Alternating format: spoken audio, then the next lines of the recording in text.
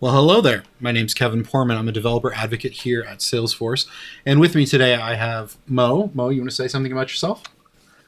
Hey everyone, my name is Mohit. I'm a developer advocate here at Salesforce and really excited to be working with you today on this Slack Salesforce app. I'm really excited about this too. Now, last week when we met, and the week before that when we met, we actually did a whole bunch of stuff instead of getting our project up and off the ground and running with our starter kit. And then in the intervening time since then, we have made the starter kit better, faster, stronger, and we are going to start over today. Is that a fair way of putting it?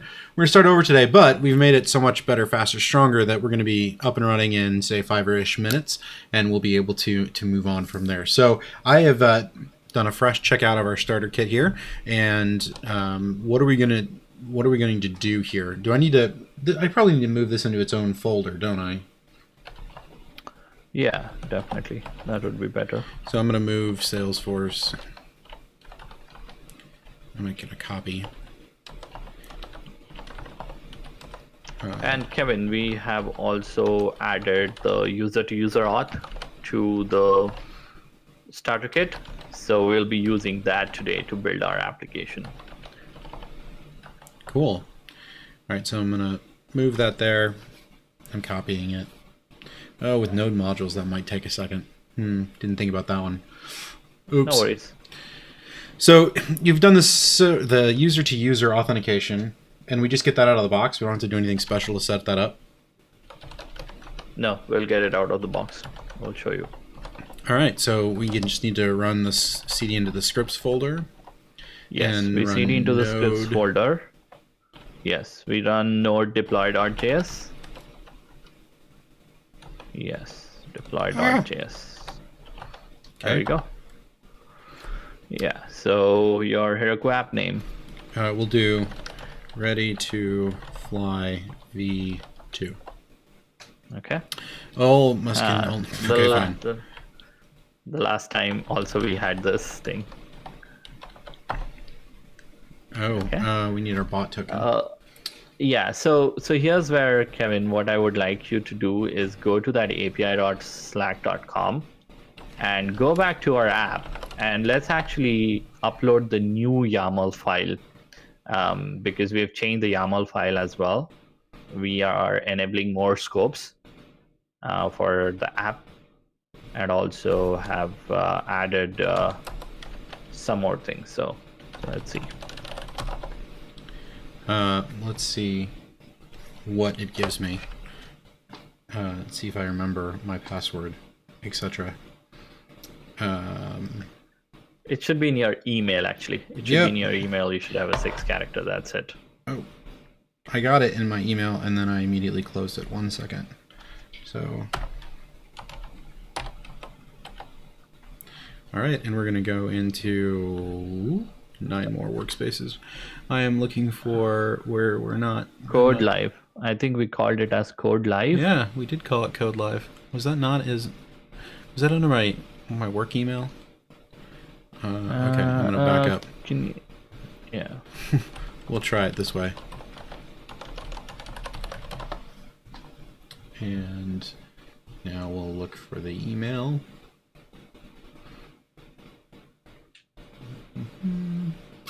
Yeah, it was I did it on my, just waiting for the, there we go.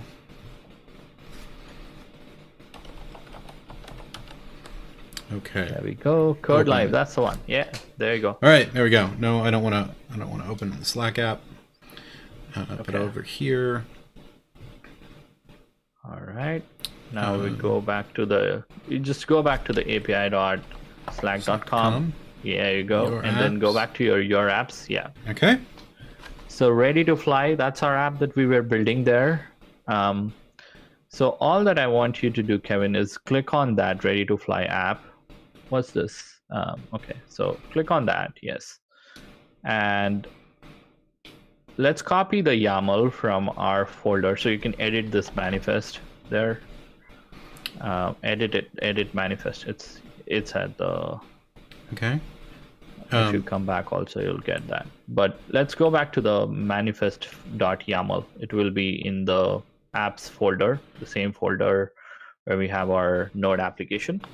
Yep, and it occurs to me that it may reset Visual Studio Code since we just ran that. Let me open this.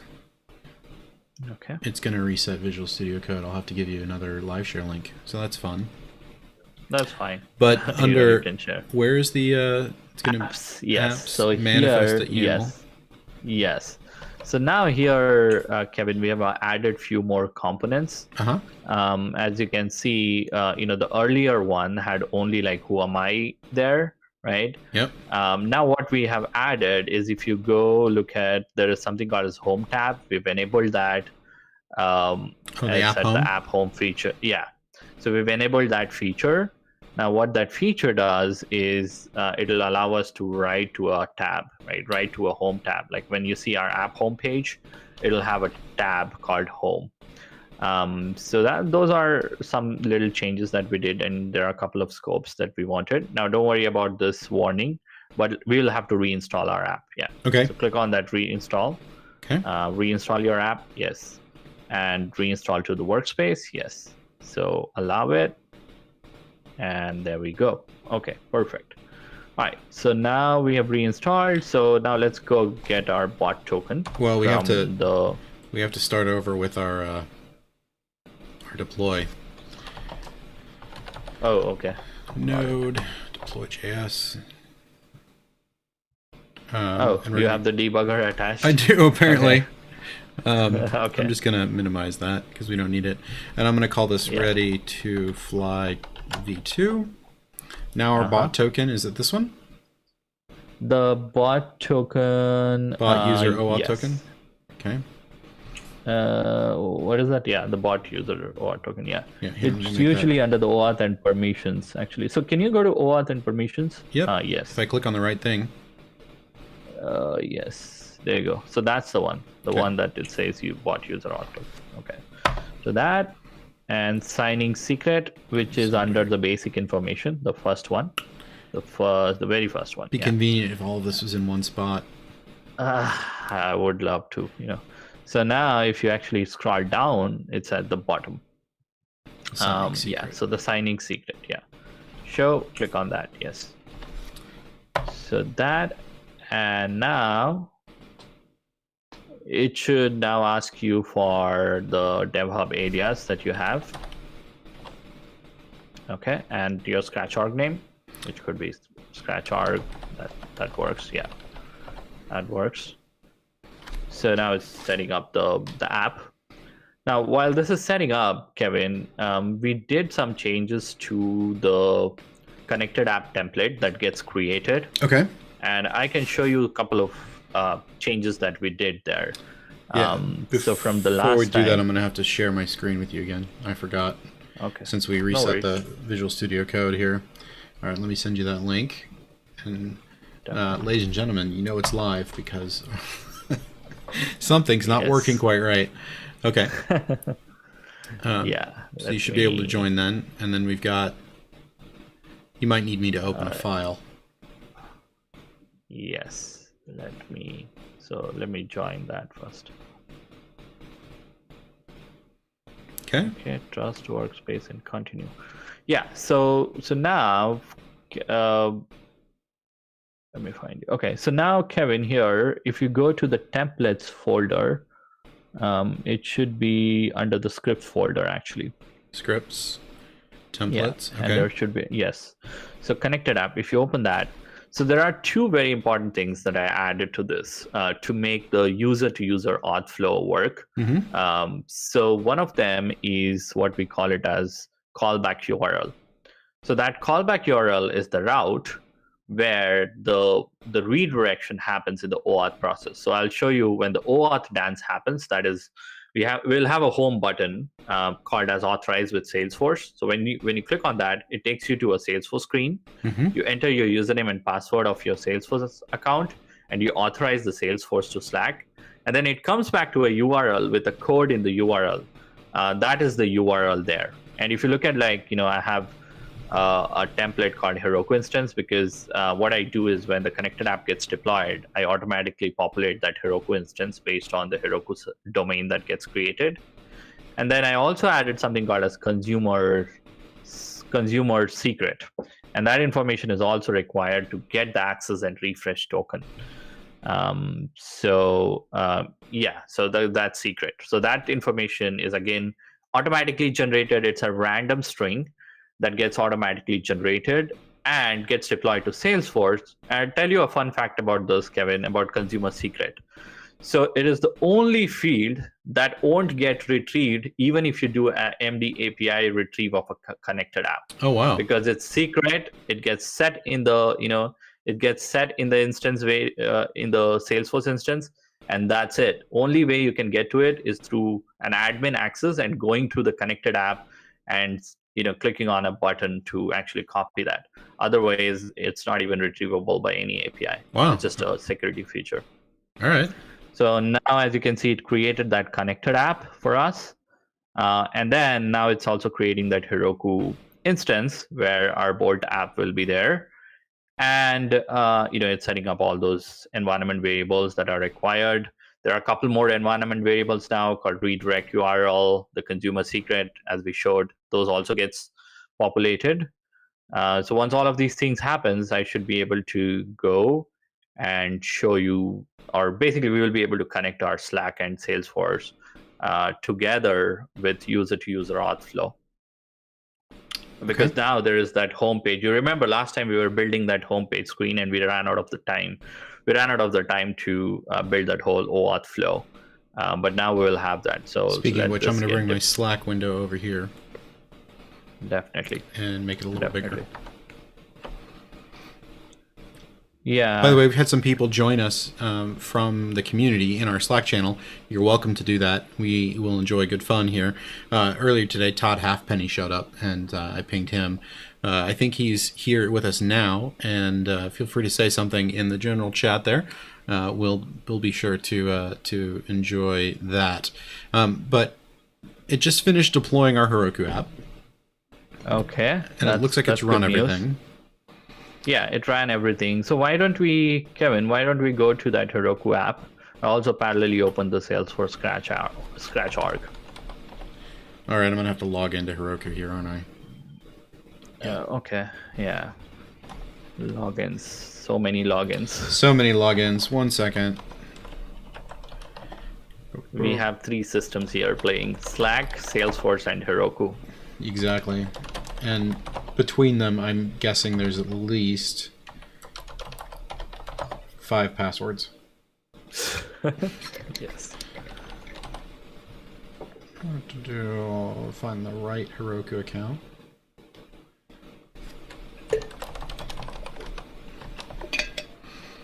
And then there we go. 2-factor, because that's how we roll. Very important. Yeah, very important actually. If you, I recommend 2-factor for everything, Kevin, these days. Agreed. Green dot. Go. Okay. Awesome. So what did we call it as? Ready to fly V2. Look at that. Perfect. Look at that. And look at that setting, Kevin, and go to the reveal config var. You see all of these getting set. So interestingly, Kevin, now, and talk us a bit about our approach here, because Kevin, you were the first that guided me on this, approach. Like, hey, we'll keep the Heroku app stateless. That means there won't be any database of Heroku or Heroku add-ons that we'll be using for this, just for the security purpose, because we are storing the Salesforce access and refresh tokens that we really don't want to put on our database. So we are using, server-to-server integration, as well as user-to-user integration, both of them. Server-to-server, for very first time when we authorize, we actually go and store that information in Salesforce objects. So I've created a Slack authentication object. So Kevin, if you could open the Salesforce instance as well, so that we can show that object. Open default. Open default org. Yeah. Yes. So looks like it opened in a different browser window. 1 second here. No worries. Let me Look at that, Spring 22 org. Oh, look at that. We're fancy. We are fancy. Hopefully it doesn't break anything. Hey, by the way, so hi if you Olatan. Thanks for tuning in from Nigeria. That's awesome. Thank you so much. So if you actually go to the object manager, so we have this object called Slack Authentication. All right. Yes. So this object, Kevin, has fields called refresh token. Also, it has access token, and then it also has a Slack user ID, which is the external ID of the Slack user, and then it'll have a user lookup to Salesforce user. So just as a recap, Yeah. I want to make sure we understand this. So when our Heroku app fires up, it initially creates a server-to-server connection to our Salesforce org using JWT. Yes, Okay. That's correct. So we've got a JWT connection that is tied to our integration user. And then when an individual user in Slack authenticates to the Salesforce orgs to take action as themselves, we then use that server-to-server connection to be the data to allow us to use Salesforce, our org, as the data store. So all of our secrets are stored within our Salesforce org. Is that accurate? That's accurate. And if you look at those two fields, Kevin, access token and the refresh token, they are encrypted. Right? So they are encrypted. That means really, somebody needs like view encrypted permission to get access to them, right? So I've created a permission set and I've sort of assigned that permission set to the API user, because even in the API, you will see that as an encrypted. So this is also a fun feature that I discovered, is if I don't create a permission set and don't give the view access to it, even as an API user, I won't be able to access it. And that's the Salesforce Slack app admin? Yes. Okay. That's the one. Cool. So that has been assigned to our user, right? So the JWT user here. And in the connected app, if you look at the connected app in the Salesforce environment, you will see that the consumer secret gets populated, the certificate gets populated, and also the callback URL, which will be the Heroku instance URL. Everything is kind of set for you. It's going to take some time for the connected app to load. There we go. So connected app, yeah. So if you actually just view it, and here, if you look at that, right? So look at that. So there is this consumer key, consumer secret, and redirect URL. And the redirect URL should automatically get populated based on the Heroku instance, right? So the redirect URL again is required for the user-to-user auth, and we'll go through that as we authorize for this application. Now, there's one more thing that we need to do, Kevin, and after that, we should be able to just keep or just see our app working. That is to copy this Heroku domain into the Slack app. Remember, we did that last time as well. Yeah. I think the Heroku domain is called... Let me find... I have the domain here. And you want it in the Slack app? Yes. So in the Slack app, just edit the manifest YAML. I think there will be a button at the top. Yeah, there will be a button at the top. Yeah, there you go, app manifest. Yeah. So here, just change so if you scroll down, so just change this request URL. So instead of Heroku app, yeah, exactly. This one, yeah. And then the same thing gets copied to the interactivity URL as well. Very cool. And when you, and save this, let's save this. Now we can verify that. So click here to verify. I recommend doing that. So there you go. So if it verifies, it says everything is successful. So you know that it's all connected. Now let's hop on to our app, Kevin. Okay. Let's hop on to in Slack. In the Slack. Let's hop on to Slack Starter app. That's the one. So on the home page, here you go. You see authorize with Salesforce button. I'm going to click it. So now, authorization complete because you're already logged in. I am. Now, if you're not logged in, it will ask you to, put your username and password of your Salesforce credentials. Okay. Now it says connected. You're successfully connected, right? And in the back end, if you go query that object, right, you will see that Here in, so that's in Salesforce? Yeah, in Salesforce. Maybe you'll have to open the developer console. I I'm gonna purposely did not. I'm gonna do it from here. I'm gonna do just a Yes. select Yeah. fields all from Slack authentication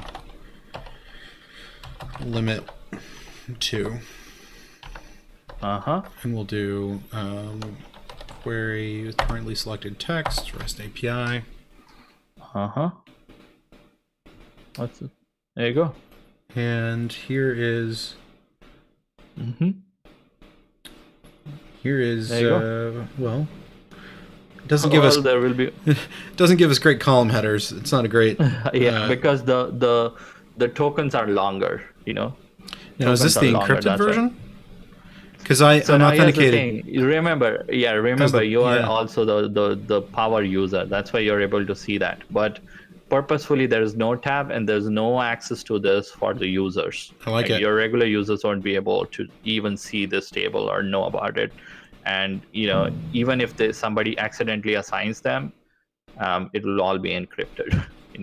And you can go really fancy with it. If somebody is like, okay, I want to encrypt at the rest, just enable platform encryption to this table. Right. It'll give you encryption at the rest. So rest assured that your Slack tokens, not Slack tokens, I would say, like your Salesforce tokens, your access tokens are not outside your Salesforce org.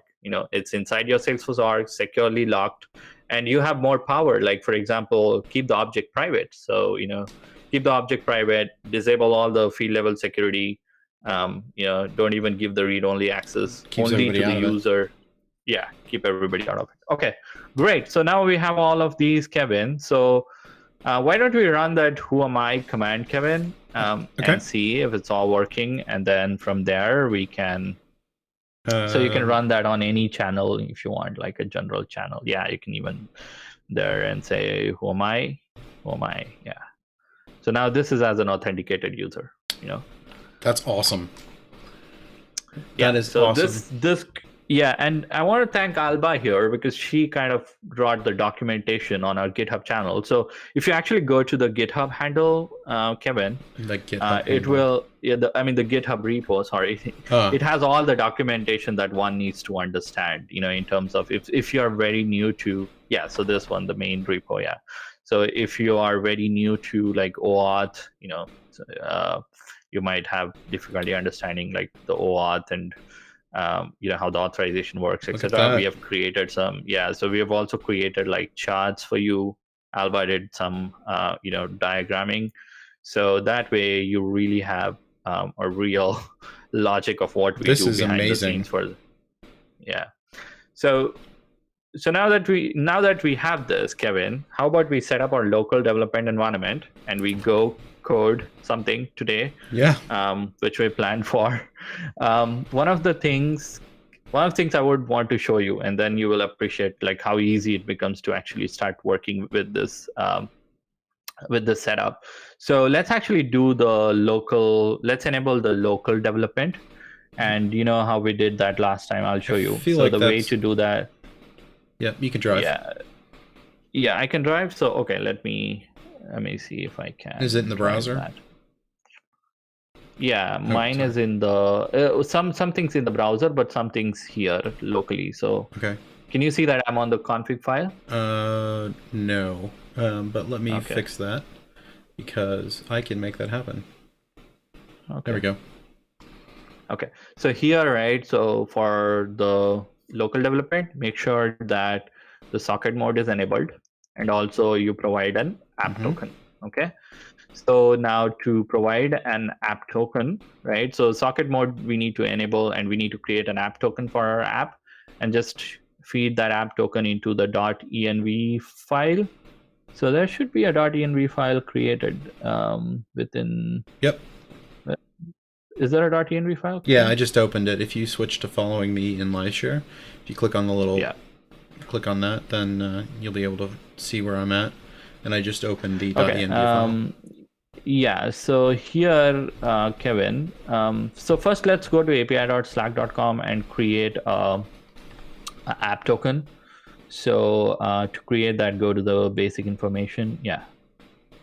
And if you actually scroll to the bottom, there you go. So we already have an app token. So just click on that and copy that. Yeah, copy that.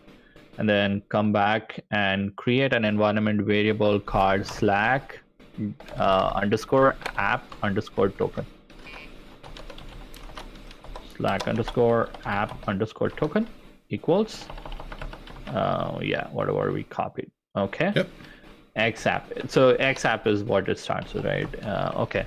So that's done, but we'll have to also enable that socket mode in the api.slack.com. Yep. So we go back to, go there Manifest. and edit this. Yeah, edit the manifest and just say the socket mode as true. And then we have to disable get rid interactivity. of you keep the interactivity, just get rid of the request URL.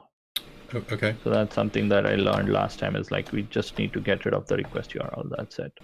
I think the same thing happens for event subscription as well. I think we just need to get rid of the line number 28, I guess. There you go. Okay, let's save this. Okay, so now we are all good for local development, right? So now, Kevin, yeah. There you go.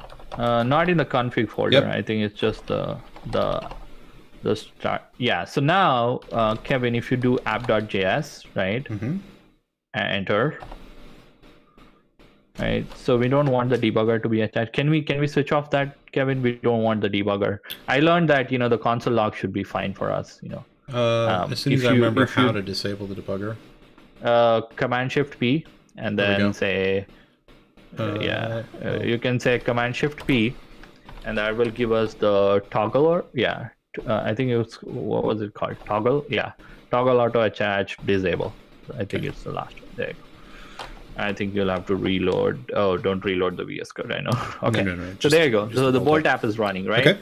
So now, so Kevin. So what happens is if you actually open the folder, this folder.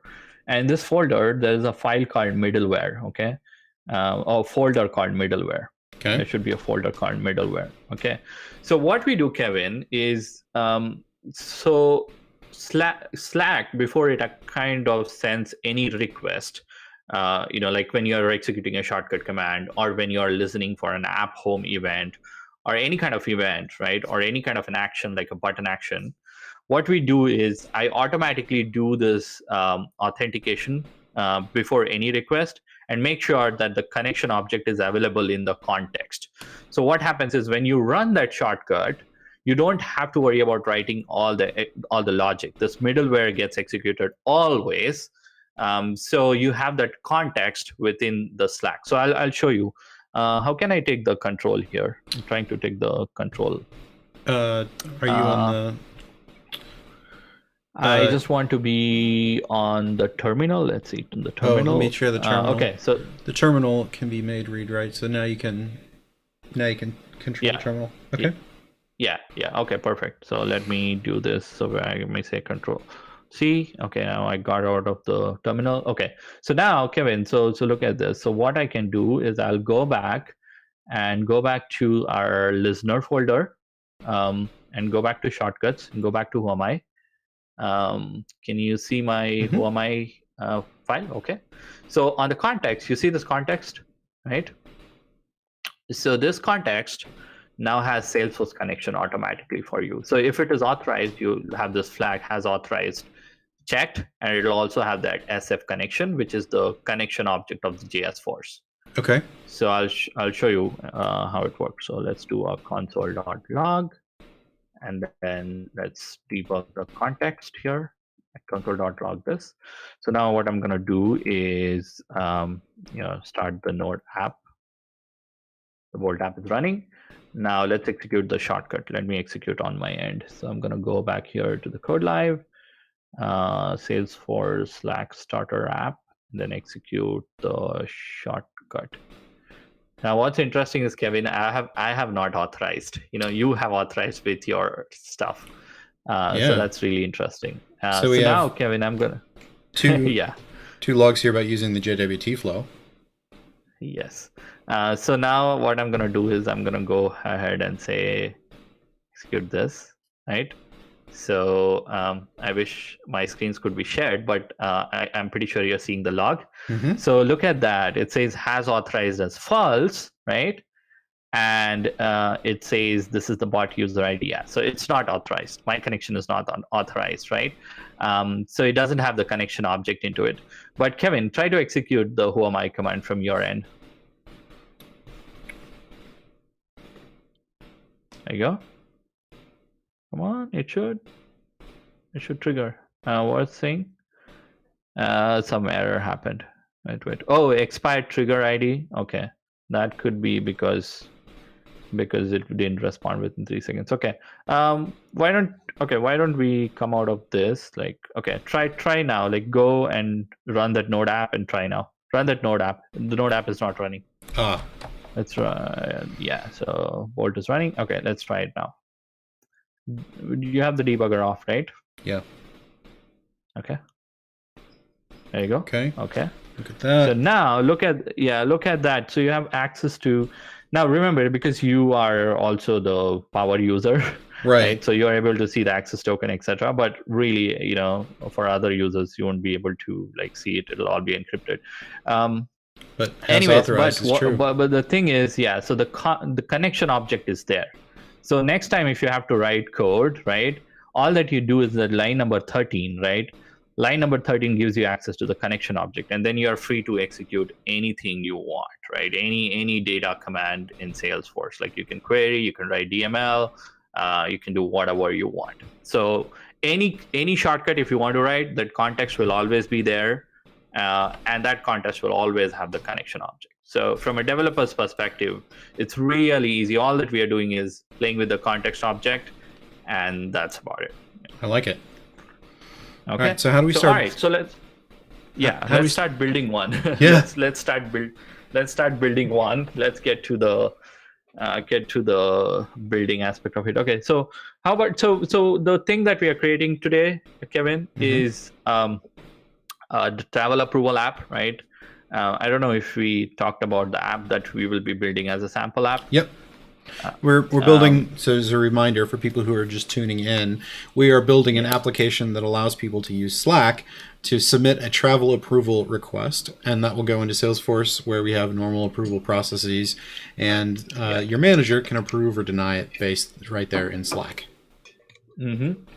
Pretty, dare I say, not exciting use case, but it's a great one for showing both directions of communication. Salesforce to Slack, Slack to Salesforce.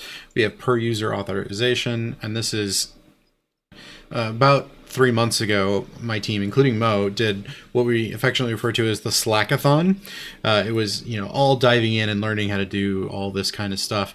And one of the things that we all walked away with was that getting all of the stuff set up to build your Slack app, all of that work was more painful than actually doing the work of developing the Slack app.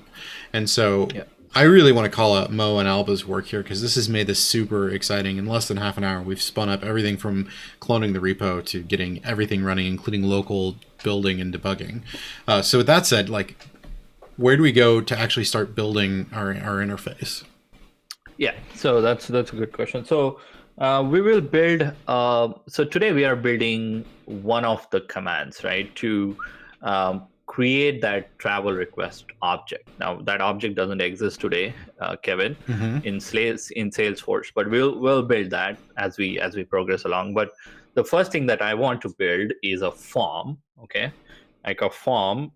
So I want to build a shortcut, like the whoami. I want to build a shortcut called create travel request. That will be my shortcut name, and that shortcut will create a modal inside the Slack. Okay, and that modal will have a form with 4 different fields. One will be like origin, destination, date of the travel, and the estimated cost. Right. And then it will have a button to say submit this request. And what I want is the model to open, enter all the details, like how you typically enter in any form, submit it. When you submit, I want that information to be stored in Salesforce object.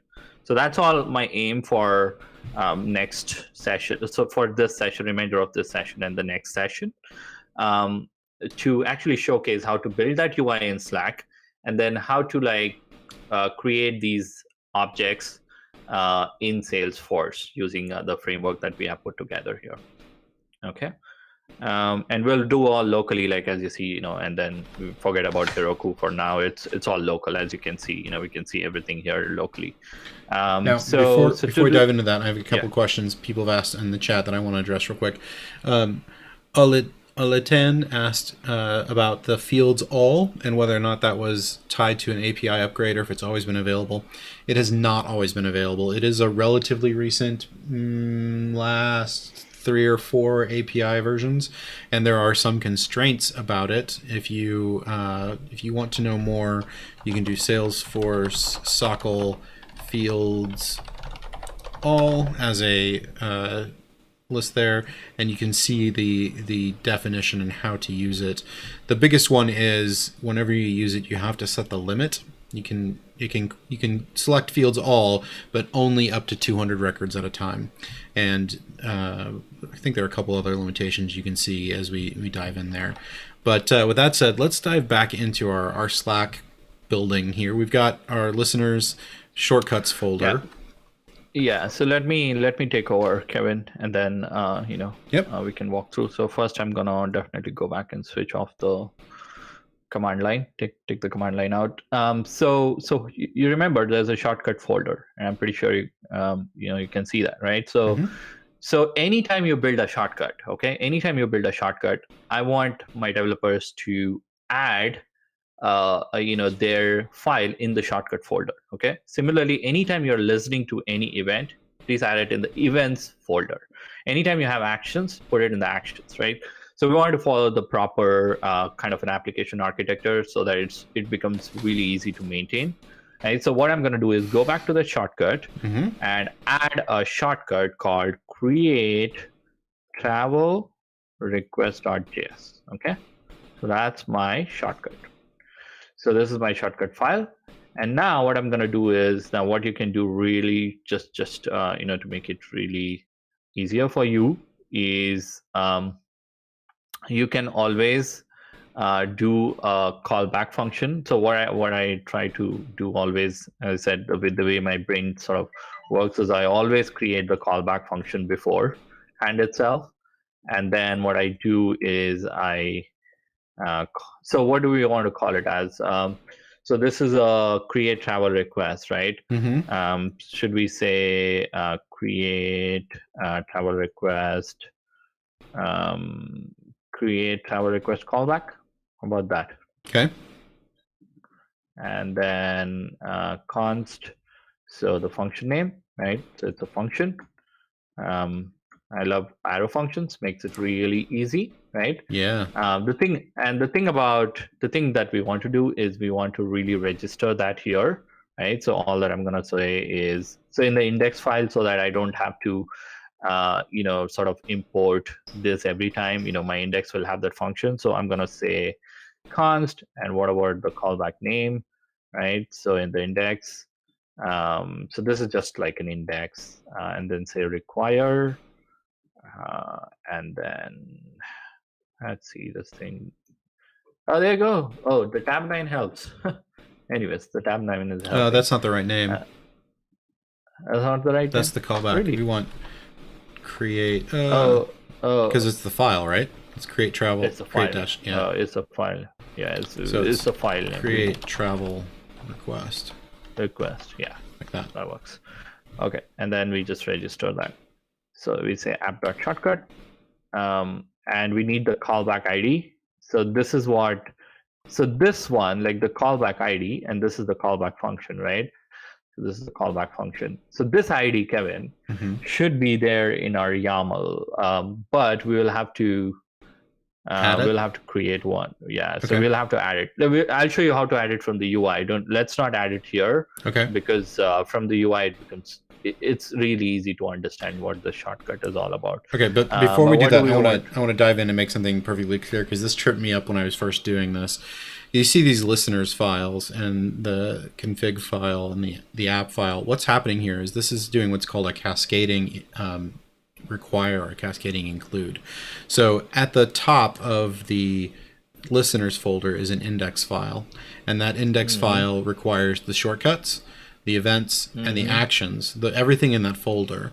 And each of these, like the shortcuts, has an index file, and that index file includes the individual shortcut files there. So what we're doing is we're saying, hey, include everything, and then it goes into the listeners folder, hey, include the shortcuts, include the events, include the actions, and it goes into each one of those folders and loads the index file, and that says, hey, load these shortcut files, so on and so forth. It's a cascading require. Yeah, cascading require. That's a good name. Is it like official name, or you came up with that? So I know it as cascading require from a different development ecosystem, from the Ruby ecosystem, but Ruby. It seems like it's a logical enough name for here. Yeah. Okay. So what do we want to call the shortcut callback ID? Do we want to say create travel request? Yeah, create travel request. I don't know how long these IDs should be, but we'll find out if it errors out. Anyways, yeah, create travel request is a great thing. So now, Kevin, so the thing is, what we need to know is whenever the callback happens, right, it will be an async function. So our callback will be not simple function, it will be an async. So async await in JavaScript, if you know, it's just a promise-based thing, right? So it's just like you want to write your code as if it looks synchronous, but actually it's not synchronous, it is asynchronous. So the way you do that is by calling a function asynchronous, so it executes asynchronously, and then you can wait on it. Like if you write any asynchronous code inside the function, it can wait on it, right? So here, what you want to do is copy all these things, because this is all happens, right? So what happens is this is the object or the parameters that gets passed on when that callback happens. Oh, gotcha. So when the shortcut gets executed, the callback function will have parameter called shortcut. It'll have acknowledgement to acknowledge. It's also a function basically. And then we have client. So what is client, Kevin, is if you're calling any Slack API, you can do that with the client. So you say client.app. There are certain APIs, and I'll console.log to show you what those APIs. So basically, it's a web client. Think of it like an SDK, basically. So it's a web client to call any web APIs of the Slack. So all you do is client dot, and then there are different namespaces underneath it, and you just call them one by one. And I'll show you. We will need one of them. We'll need one of them. And then the context. Now the context is basically tells, okay, which user this thing got executed, the bot ID. That's our connection back to Salesforce too, right?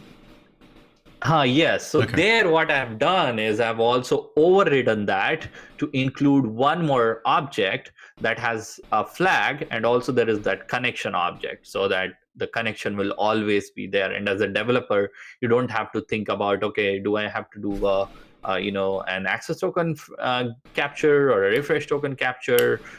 You don't have to worry about the technical details of the OAuth altogether. I like it. High level abstractions for the win. Yes, high level of abstractions, basically, right? So now inside this, so we create this callback. How about, Kevin, just to see this is all working for us, right? So we need to acknowledge, the acknowledge thing, right? How it works in Slack. Any shortcut needs to get acknowledged. That's how it, and in the acknowledge, there is a verification process that is happening, and it's abstracted for us. So don't have to worry, but there's a verification that is happening with the signing secret. But the Bolt makes it really simple with just call this function. That's it. So now I want to show this client, and also we want to show this. Maybe we want to show this shortcut as well, like what variables it has, and also maybe you want to show this context as well. Now, I'm curious.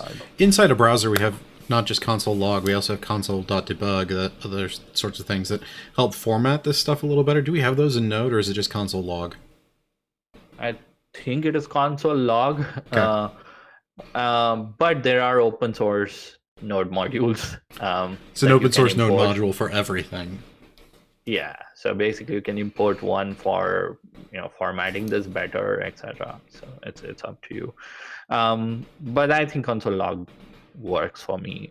So now here, so one more thing. So now I want you to take control back, Kevin, because I need your help to go to that browser and create that shortcut for me. Okay. With the callback ID.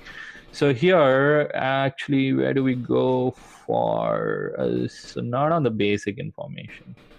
Where would we go to create the? How about click on that? Click on that basic information. Yeah, I was gonna say I thought it was in. Nope. Oh, okay. Okay, I know. This is one of the issues here. So one of the ways you can do is can you scroll down, Kevin, a bit more and go revert to old design. Revert to old design. Okay. Yeah. Just revert it. We don't want to submit it. So now here, right? Add features and functionality. If you expand that, the first one, yeah.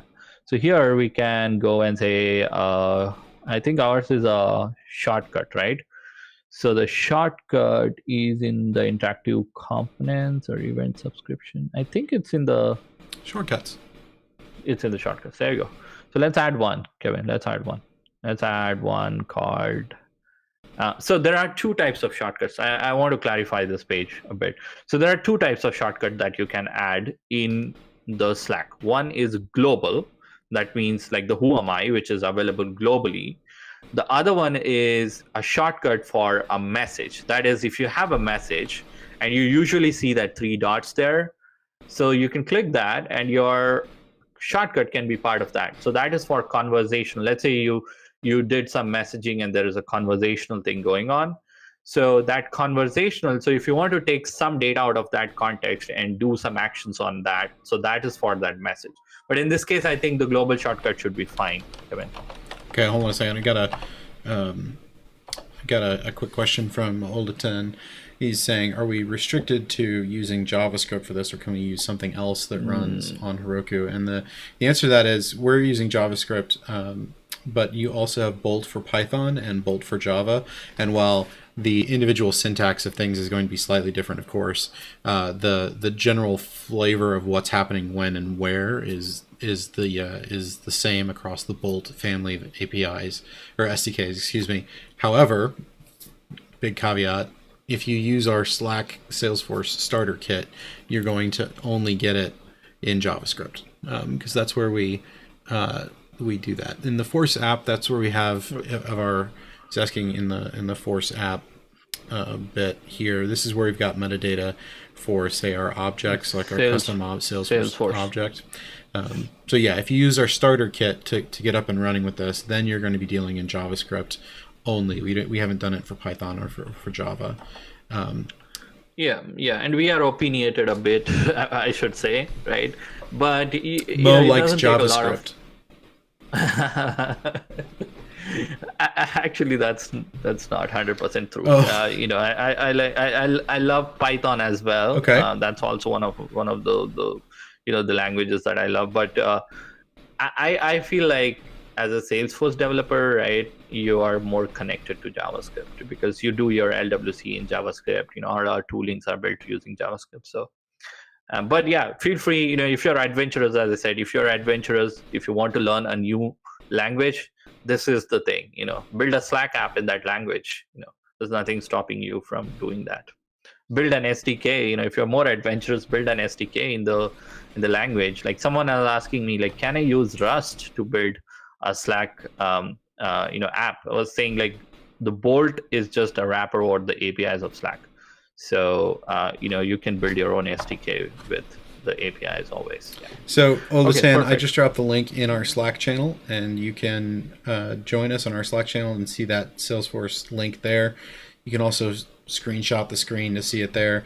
But we're gonna march on here with building our thing. So we've got here we go. We're gonna do a global one. Global one, yes. Okay. Next.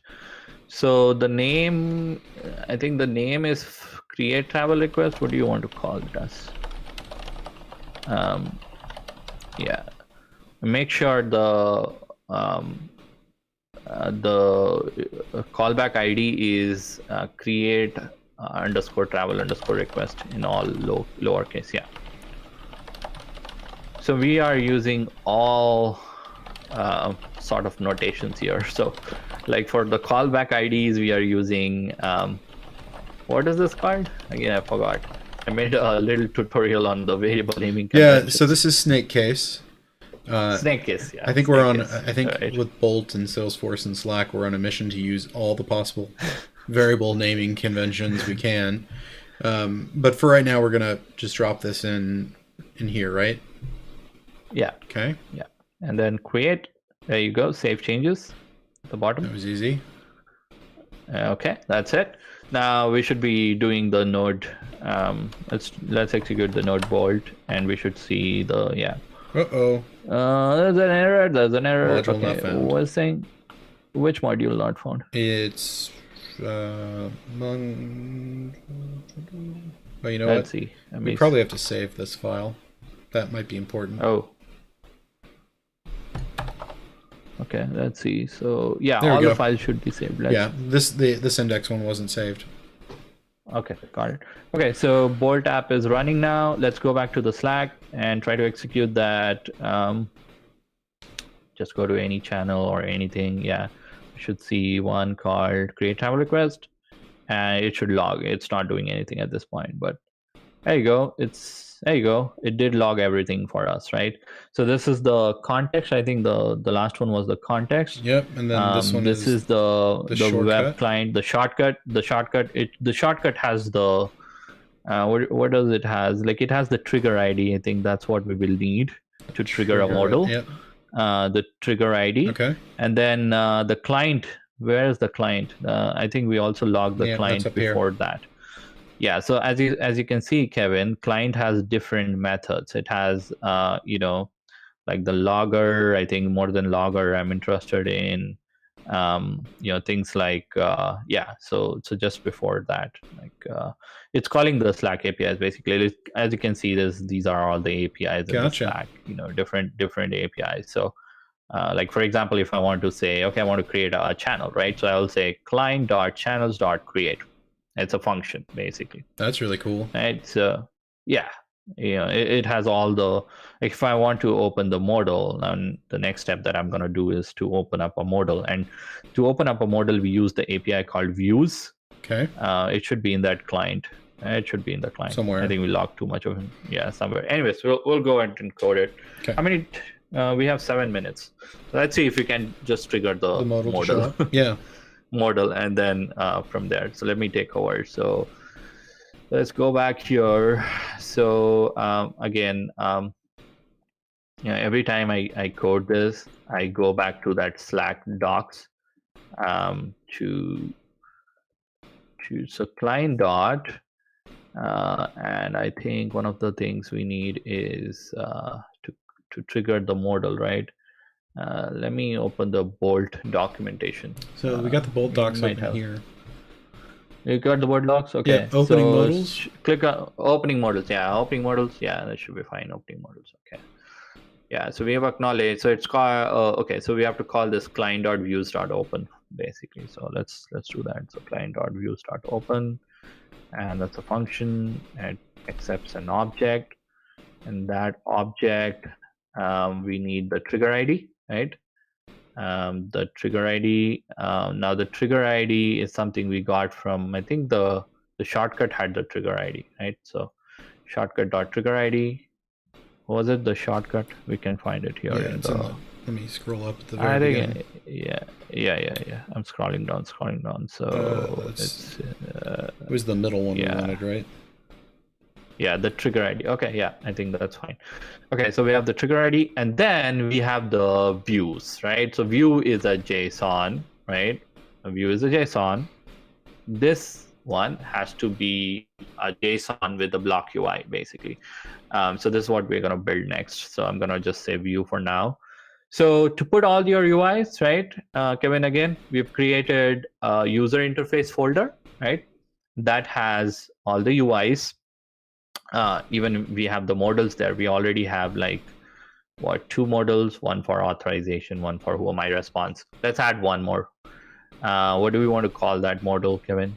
Travel approval? Create travel approval? I would call create travel approval. Create travel approval form. How about that? Okay. Form.js. Now, while you type that in and get that going, I'm going to do a little bit of housekeeping here. Now, this week has been live. We've been able to interact with Olatan and other people. Sanjita from Bangladesh. We had a lot of people tuned in. I saw somebody from Pushkar from India. I was going to say we've got some other people here too. Now, unfortunately, because of the holidays in the United States, next Thursday's event is actually pre-recorded. And what's going to happen here is in 4 minutes, I'm going to stop the broadcast, and I'm going to then immediately start recording. And Mo and I are just going to pick up where we left off, and you'll get to see that next week. But you won't get to give us a hard time or ask questions. It'll be pre-recorded. Sorry about that. Yeah. And you can always reach out to us on our Twitter, on our Twitter channel. And all of the code that we are building, we'll eventually build it as a proper code base and open source, and have content around it in the coming days. Exactly. And you can always ask us questions in our custom Slack org. You can sign up for our Slack org, and then give us a hard time, ask questions. And we look forward to seeing you there. Yep. Oh, look, we're getting somebody's our magic marketing handler is putting our Twitter handles in. Thank you. Thank you so much, Sarah. We have somebody behind the scenes. Her name's Sarah. She's amazing. She helps us out with all sorts of things like running the chat. Yeah. Okay. So I'm gonna say... So we're using the BlockKit npm module to build this programmatically rather than just dumping a bunch of JSON in a file. Yeah. Okay, I like that. Yeah. So initiate travel request. How about that? I don't know whether this will be fine, because I think there is some character limit that we saw last time on the models. Was that 25? Yeah, let's make it even shorter and do create. We have to be creative here. Yeah. Okay. And then let's put some text as just a placeholder for now, to see if it's all working fine, right? So we build the JSON and we export this basically. So I've created a simple model for now, right? But this model will have all the fields, all the elements now. We'll build that elements next, obviously. So we exported. Now let's import that. Let's import in the, what was that, Kevin? Where we're building. So here, right? So at the top, we'll have to import that. Let me just get some help, because I don't want to type in a lot. Do we not need to put it in the modals index? Oh, index. Yeah, we do. Yeah. Okay. We do. That's a good point. Yeah. Let's just we called it create. I think we might have to close the stream, Kevin, in a minute. Yeah. So, but we'll keep working on this. We called that. I think we called it as create approval travel. Yeah, that's the one. Acquire. Yeah.